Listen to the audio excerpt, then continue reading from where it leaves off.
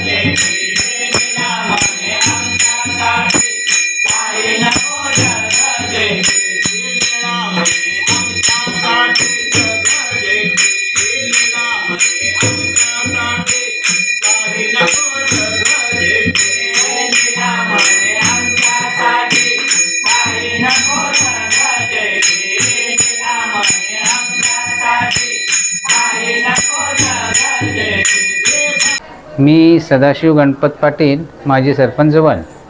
मी गणपती बाप्पाकडे एक मागणी केली होती की मला नात अथवा नातू मिळावं। मी त्यासाठी नवस देवाला मागणी केली होती।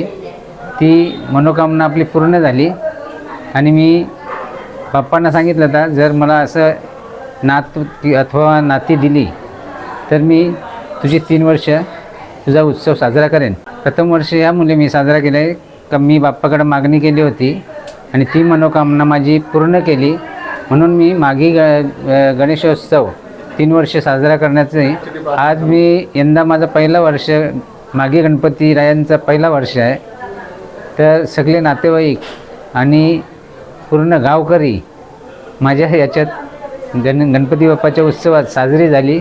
मला खूप आनंद वाटतोय।